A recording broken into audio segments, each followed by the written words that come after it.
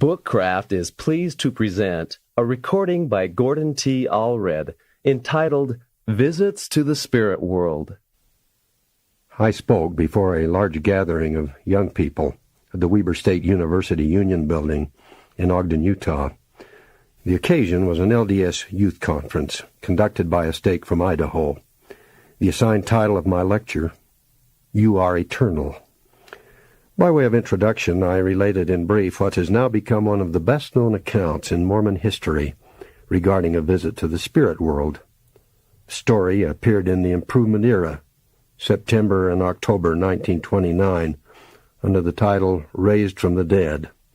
It was written by Leroy C. Snow, son of the former church president and prophet Lorenzo Snow.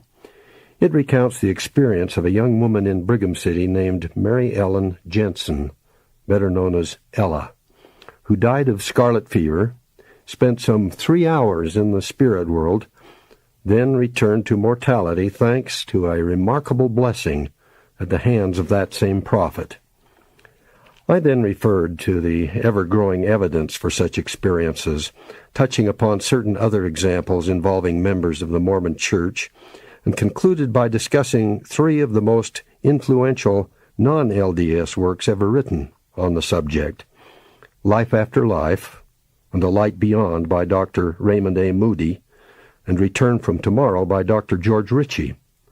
The first 2 books involve the results of studies by Moody of people who have died and entered the spirit realm, then returned to their bodies, in many cases because of medical resuscitation. They are based in large measure upon interviews he has conducted with well over 1,000 such individuals, and have exerted a powerful, positive impact upon public attitude in that connection. The same holds true to a somewhat lesser extent for George Ritchie's Return from Tomorrow. This latter work, however, relates at length Ritchie's own personal experience, focusing upon his guided tour of the spirit realms by a divine being specifically identified as the Son of God himself. My young listeners at the youth conference were all highly attentive, and during my remarks I told them that I had never yet spoken to a group on otherworld experiences without collecting at least one more from someone afterward, either a direct personal account or one my informant had heard from someone else. When I concluded, however, the entire gathering promptly headed for the lunch awaiting them in the UB cafeteria. All of them, that is, except the sister in charge who had introduced me. She had been one of my students about 20 years earlier there at Weber State and was now Young Women's President over the stake holding that conference. "Well," I said, and smiled somewhat ruefully, "it looks as if I'm drawing a blank for once. Can't compete with a hungry stomach." "No, you haven't," she laughed. "Not if you have time to listen." During the half hour or so that followed, she related not 1 but 5 such accounts. The first involved her mother. The second was her own. During the delivery of her 7th child, she had hemorrhaged severely and died.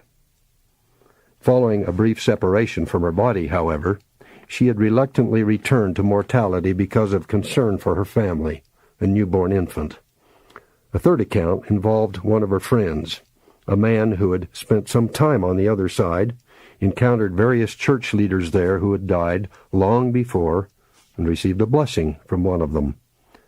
Accounts of those who have died then returned to their bodies are indeed abundant, both in the world at large and certainly within the Church of Jesus Christ of Latter-day Saints.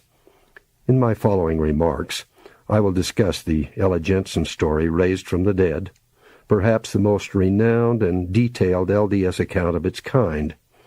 I will also elaborate regarding the works mentioned by Drs. Moody and Ritchie. Finally, I will discuss several accounts of that general nature related to me personally by members of the church.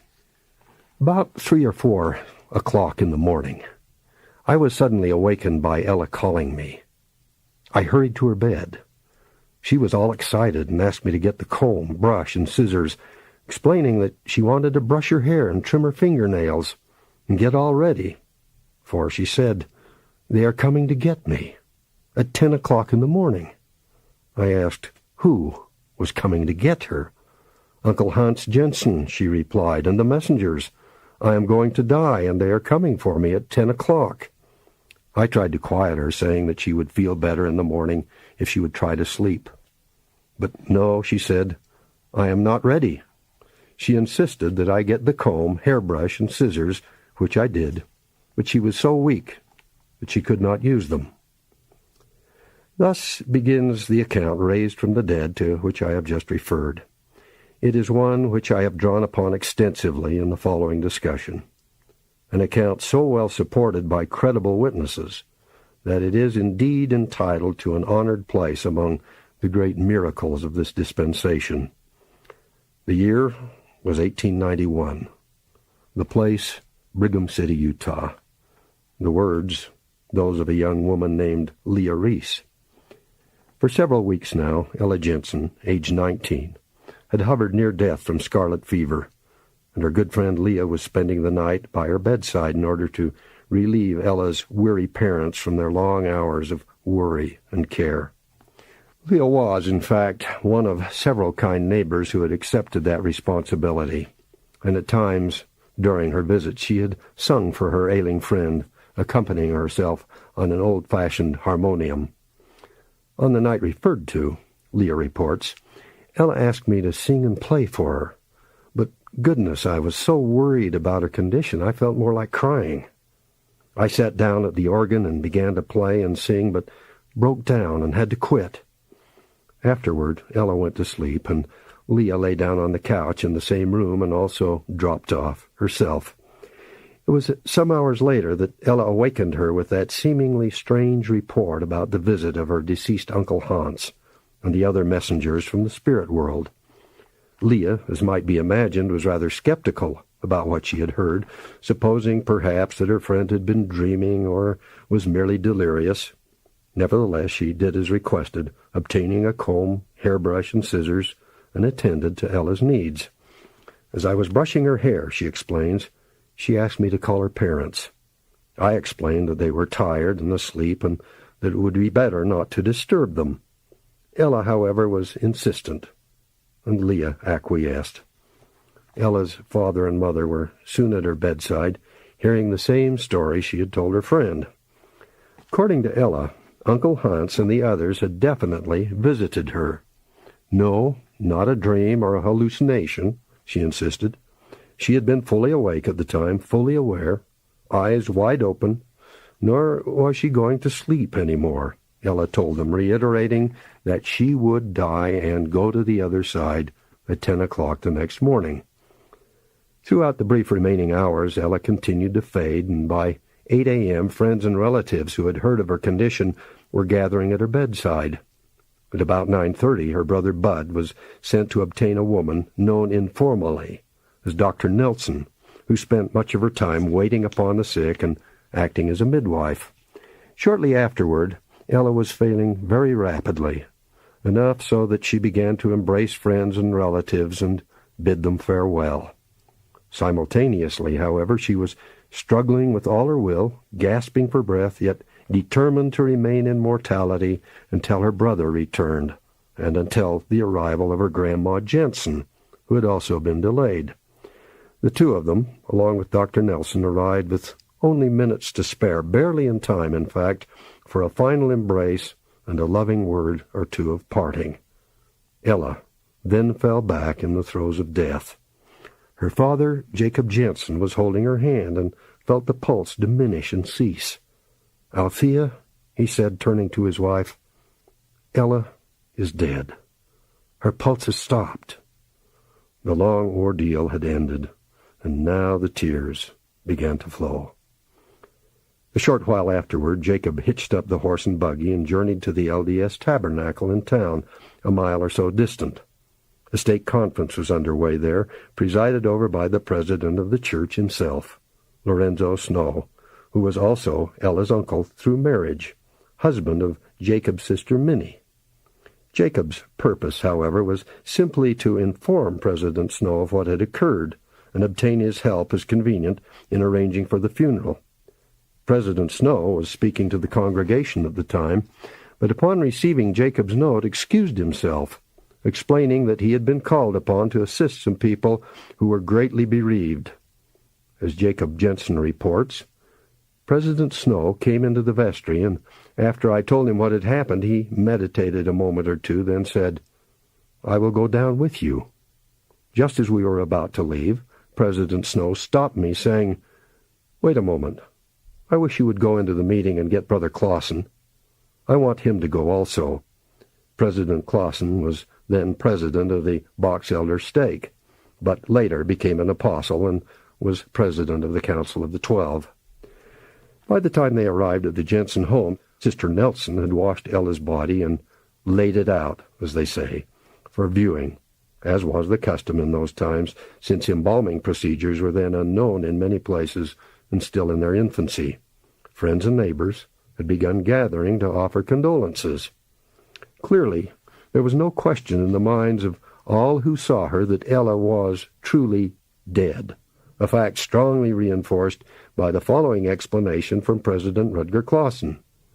As we entered the home, we met Sister Jensen, who was very much agitated and alarmed. We came to Ella's bedside and were impressed by the thought that her spirit had passed out of her body and gone beyond. In consequence, all those present at the time, including Rutger Clausen, were undoubtedly much amazed when President Snow asked whether there was any consecrated oil in the home, and proceeded to administer to Ella's remains. In the words of her father Jacob, after standing at Ella's bedside for a minute or two, President Snow asked if we had any consecrated oil in the house. I was greatly surprised, but told him yes, and got it for him. To this, President Clausen adds, "Turning to me, President Snow said, 'Brother Clausen, will you anoint her?' Which I did. We then laid our hands upon her head, and the anointing was confirmed by President Snow, who blessed her, and among other things used this very extraordinary expression in a commanding tone of voice. 'Come back, Ella, come back. Your work upon the earth is not yet completed. Come back.' Shortly afterward, we left the home. At that point, however, nothing else had happened. To all appearances, Ella had not responded in any way whatever to the blessing. Her eyes remained closed, her body mute, cold, and motionless. To put it bluntly, the young woman was still as dead as ever. Nevertheless, President Snow seemed totally unruffled and confident, advising the bewildered parents to be calm and cease their grieving. 'It will be all right,' he promised. 'Brother Clausen and I are busy and must go. We cannot stay, but you just be patient and wait, and do not mourn, because it will be all right.' It was now about noontime, 2 hours after Ella's passing, and one can only conjecture regarding the conflicting feelings of her family and parents. Undoubtedly, they had great faith in President Snow, yet they were now being left on their own with no visible results whatever. For the next hour they remained at Ella's side while the news of her passing circulated throughout the town. Friends continued to call and express their sympathy. And then a marvelous thing happened, a mighty miracle. We were sitting there, watching by the bedside, her mother and myself, Jacob relates, when all at once she opened her eyes. She looked about the room, saw us sitting there, but still looked for someone else, and the first thing she said was, "Where is he?" "Where is he?" we asked. "Who? Where is who?" "Why, Brother Snow," she replied. "He called me back." Upon hearing that Presidents Snow and Clausen had returned to their responsibilities at the State Conference, Ella dropped her head back upon the pillow, murmuring, "Why did he call me back? I was so happy. Did not want to come back." At about this point, several of Ella's friends arrived, intending to express their sympathy and offer assistance, but upon entering the Jensen home were astounded to hear her voice. Ella had, in fact, just begun to recount the events surrounding her death and visit to the spirit realm. Even before her departure, she relates, "I could see people from the other world and hear the most delightful music and singing that I had ever heard. The singing lasted for 6 hours, during which time I was preparing to leave this earth, and I could hear it all throughout the house. She then describes the experience of leaving her body and looking back upon it as the family hovered about in their sorrow. It took me some time to make up my mind to go, she explains, as I could hear and see the folks crying and mourning over me. It was very hard for me to leave them, but as soon as I had a glimpse of the other world, I was anxious to go, and all care and worry left me. Her account continues. I entered a large hall.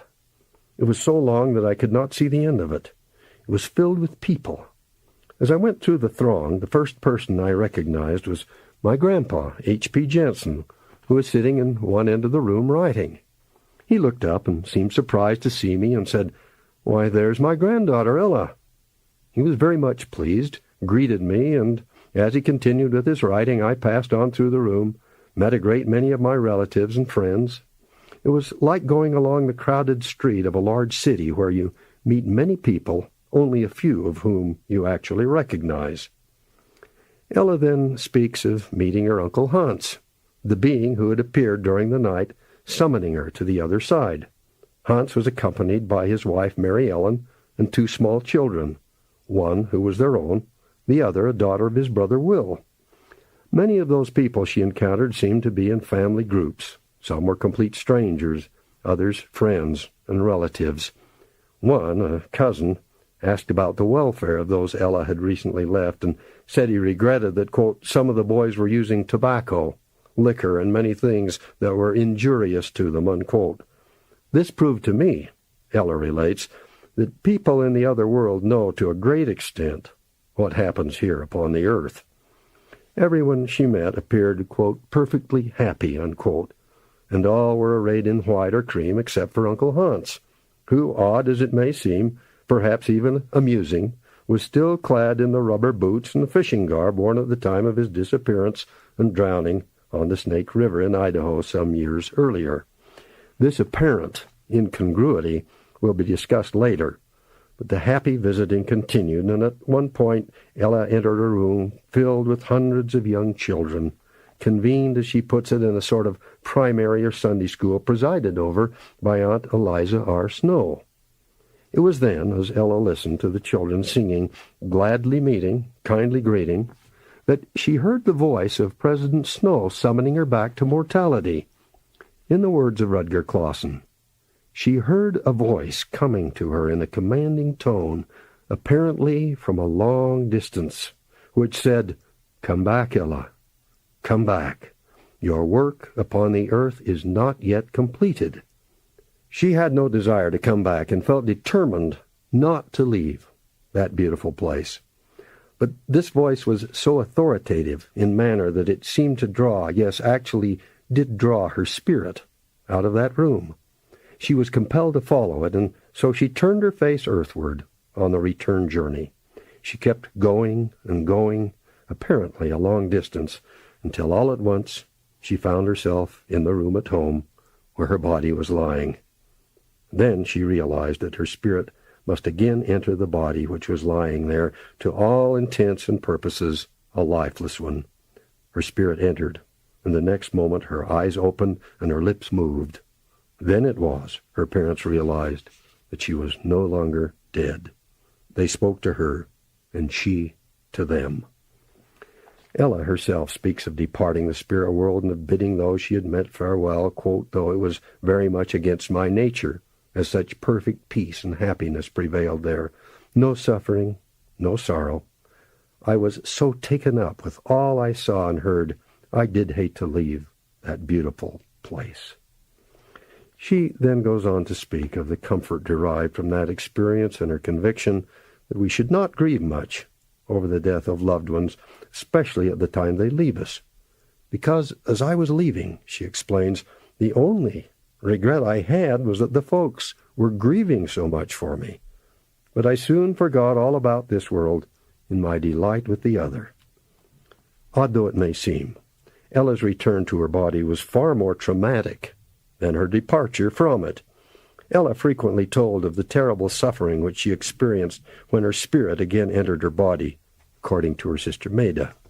As Leroy C. Snow explains in his account on the subject, there was practically no pain upon leaving the body in death, but the intense pain was almost unbearable in coming back to life.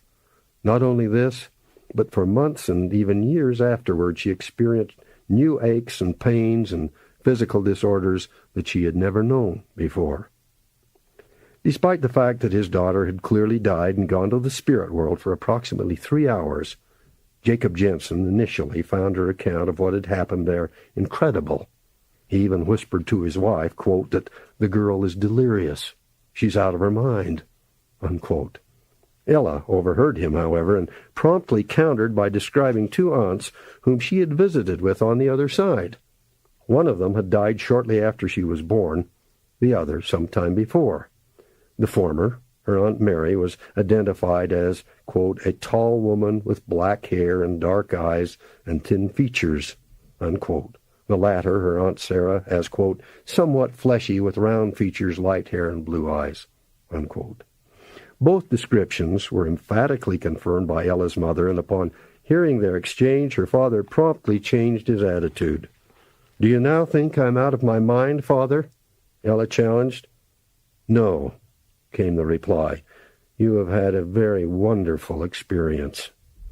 Later, when Ella's Aunt Harriet White arrived for a visit, Ella comforted her greatly by telling of her visit with 2 of Harriet's deceased daughters, assuring her that there was no need whatever to weep over their loss. "I saw and talked with them," she said, "and they were very happy where they are." Many other relatives and friends received the same basic assurance regarding loved ones of their own who had died and entered the spirit world. Ella's friend Leah Reese, who had been with her at the time of her summons in the dark hours of that morning, was also comforted and encouraged to learn that Ella had visited with her father and other family members. Of all Ella's encounters and experiences in the spirit world, however, only one struck her as perplexing. The following by Alfonso H. Snow, one of President Lorenzo Snow's sons, explains. "My wife Minnie and I had heard of Ella's death and restoration to life and called at her home to see her. As we entered the room, she said, 'Oh, come here, Alfonso and Minnie, I have something to tell you.' After my return to the earth, I told my parents of some remarkable experiences which I had while in the spirit world. But there was one experience that seemed very strange, and I could not understand it. You know your little son, Alfie, has been in my Sunday school class in the First Ward. I've always loved him very much. While I was in Aunt Eliza R. Snow's class of children in the spirit world, I recognized many children, but all of them had died, excepting one, and this was little Alfie. I could not understand how he should be among them and still be living. When I told this to Mother, she said, 'Yes, Ella, little Alfie is dead, too. He died early this morning, and while you were so very, very sick. We knew you loved him, and that it would be a shock to you, so we did not tell you about his death.'" Needless to say, Ella's account was highly consoling to Alfie's bereaved parents and furnishes compelling verification of her experiences on the other side. Surely, in any event, it would appear in the words of Lorenzo Snow that Ella Jensen's time on earth was not yet up. She later was called as president of the Young Ladies Mutual Improvement Association in Brigham City, married and became the mother of 8 children, and also became a prominent figure in her community. When death came the second time, Ella was an old woman, having lived a rich and rewarding life. Ella's story, in one sense, is a very common one, for there are thousands of people within the church and millions throughout the world who claim to have undergone similar experiences.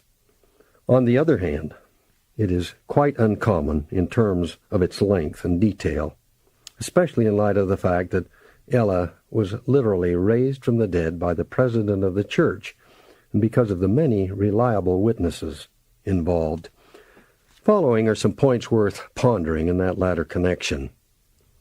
Uncle Hans's messenger. To begin with, it is interesting to note that Ella was summoned to the other side by the spirit of her Uncle Hans Jensen, her father Jacob's brother, because Hans had apparently returned to Earth previously on at least 2 other occasions.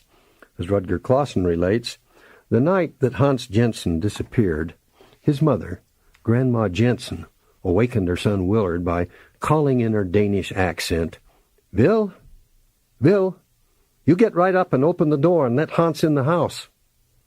Willard came to his mother's bedside, saying, "Why, Mother, Hans cannot be here. He is up in Idaho, fishing." "Yes, but I know he is here. I heard him calling me. I have not been asleep. I know he's outside and wants to come in." Willard went to the door, opened it, walked entirely around the house, returned to his mother, and said he was sure that Hans was not there.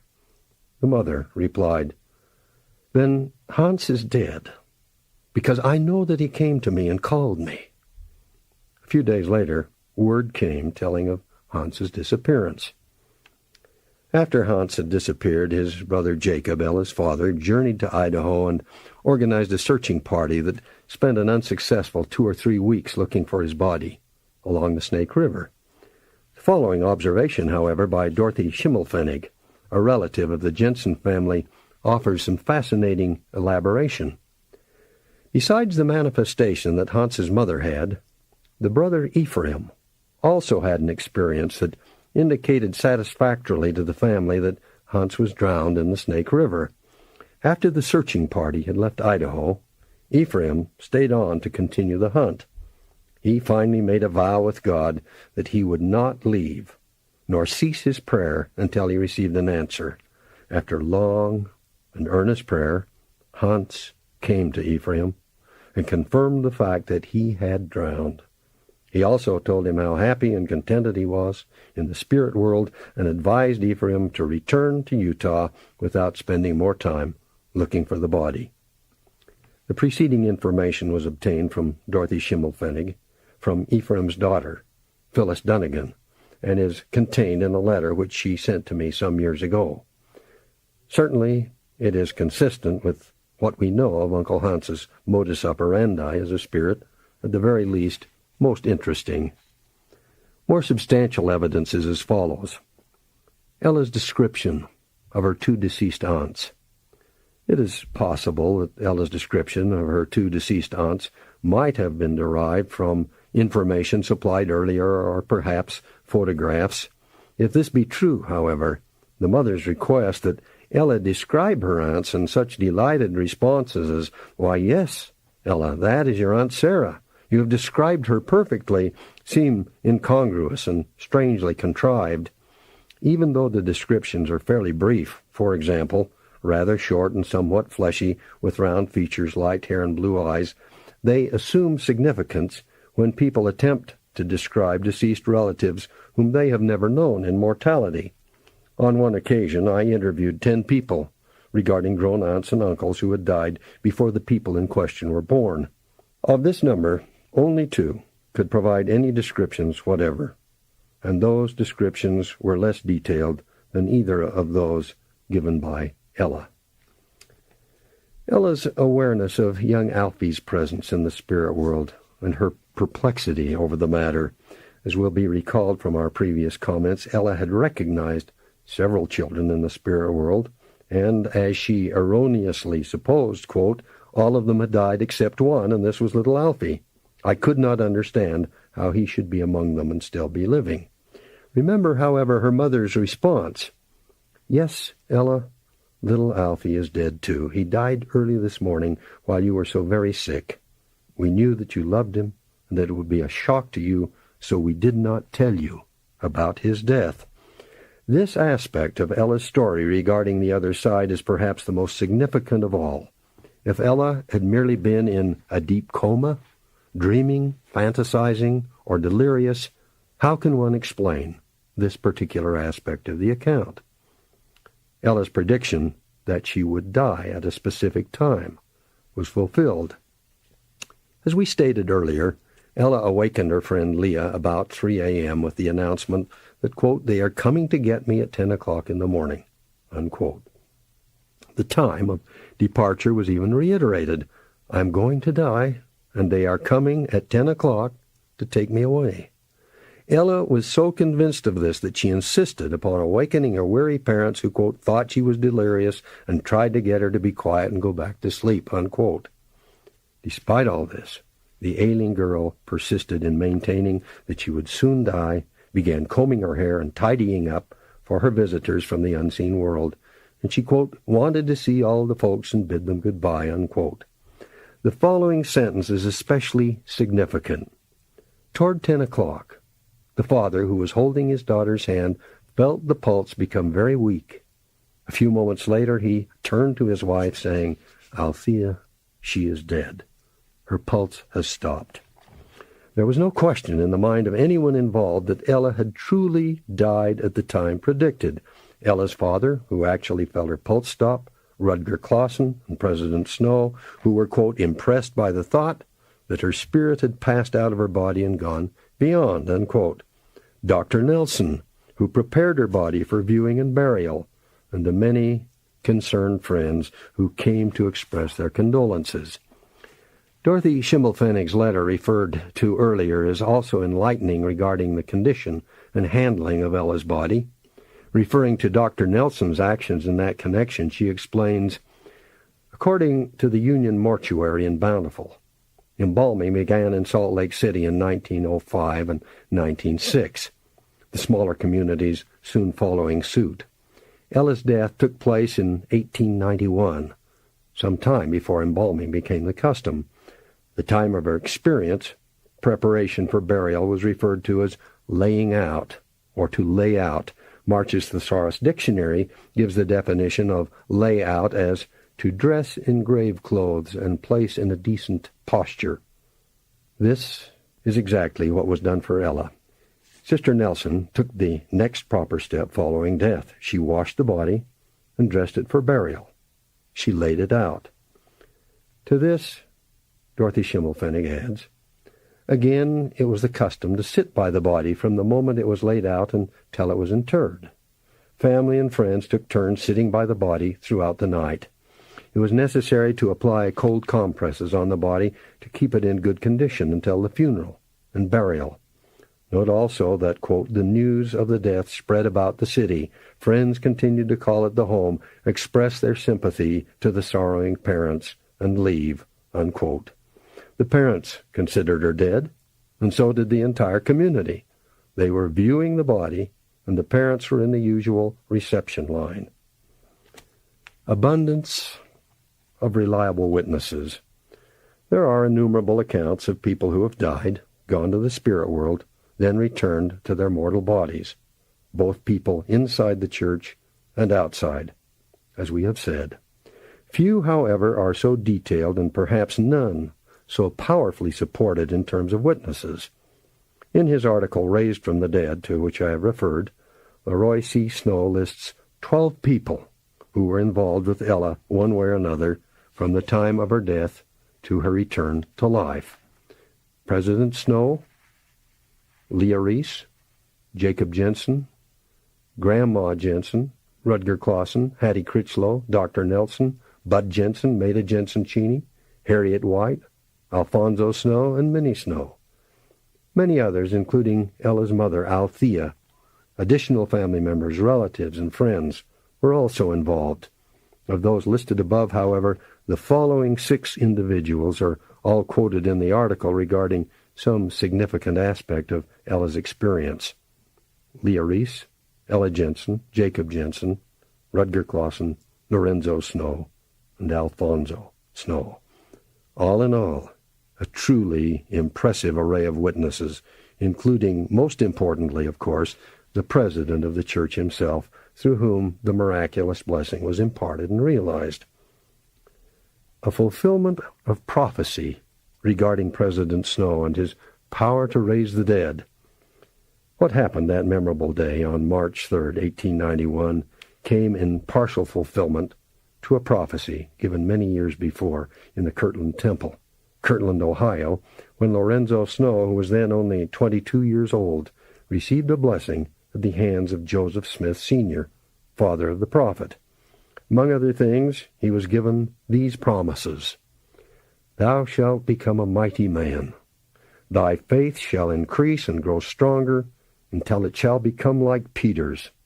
Thou shalt restore the sick. The diseased shall send thee their aprons and handkerchiefs, and by thy touch their owners shall be made whole. The dead shall rise and come forth at thy bidding. Despite its remarkable nature and the powerful evidence in that connection, Ella's story leaves us with some interesting questions. Why, for example, did Uncle Hans still appear to be wearing his fishing garb in the spirit realms when all the others were clad in white or cream? The thought that Uncle Hans would spend his disembodied years striding about the spirit world in his hip boots and bib overalls seems a bit ludicrous, to say the least. Rutger Clausen, however, offers this helpful explanation. It has been said that when the dead manifest themselves to the living, they usually appear as they were last seen on earth, so that the living will recognize them. If that be true, it accounts for the strange habit her uncle was wearing. Most of the family members, Hans's mother and brother Ephraim in particular, were already aware that Hans had died while salmon fishing.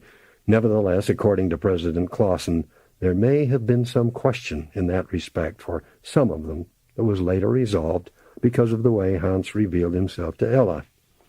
Other questions arise. Why, for example, did Ella encounter little children in the spirit world, if, as church doctrine assures us, our spirits themselves actually attained adult stature before leaving their first estate and coming here?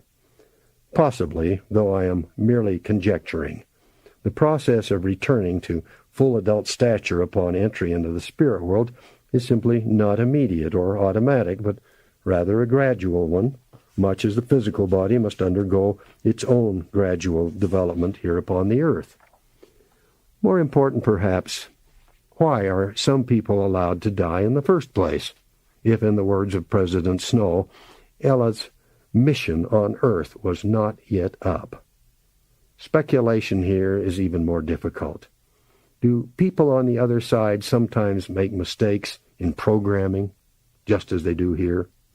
Were Uncle Hans and the others who summoned Ella that memorable night in 1891 in error, possibly through some kind of communications breakdown? Or was the miracle of Ella's blessing and return simply one of the Lord's many ways of strengthening our faith in immortality and in enlightening our minds regarding his own mighty power?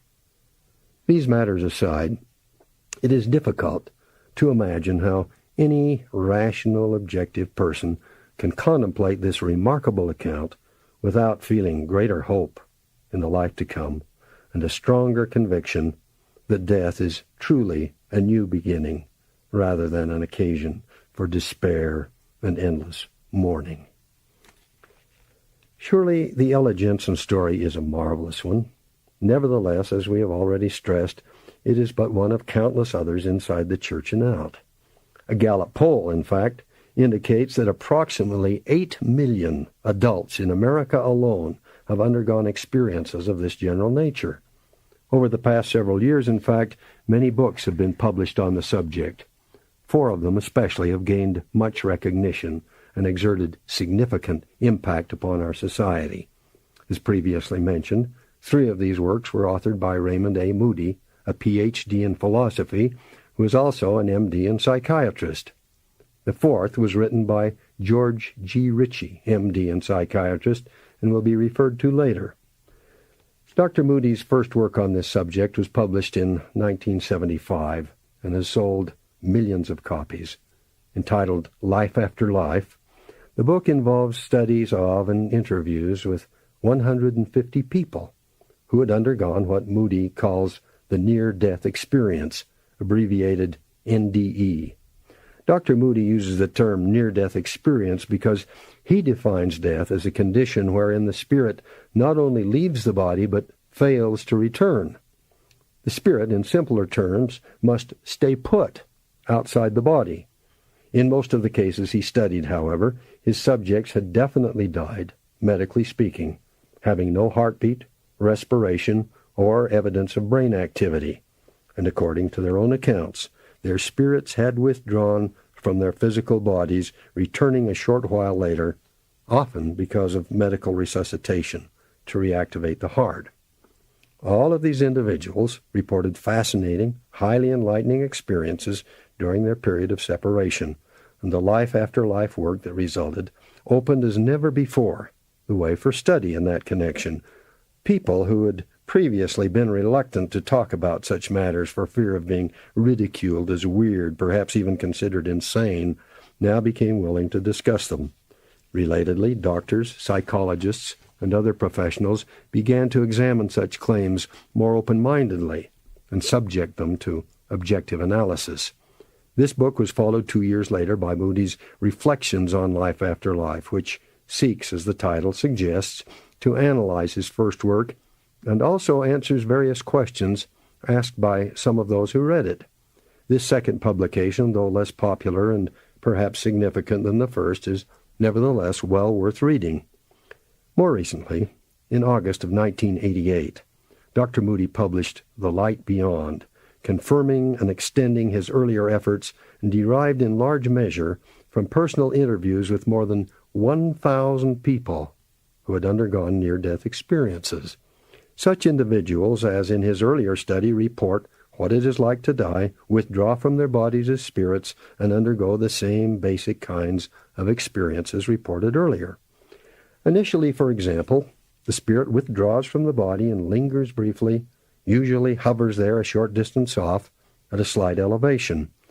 If death occurs inside a home or hospital room, the spirit frequently drifts toward the ceiling, temporarily gazing back on those who remain, family members, doctors and nurses or others. Almost invariably, the spirit, looking back, promptly begins to wonder, in effect, why all the fuss? Why the frantic efforts to revive me, the sorrow, the lamentation? After all, I still exist, and this new experience isn't really bad at all. It is, in fact, quite enjoyable, indeed marvelous. This is the end of Side 1. Please continue listening on Side 2.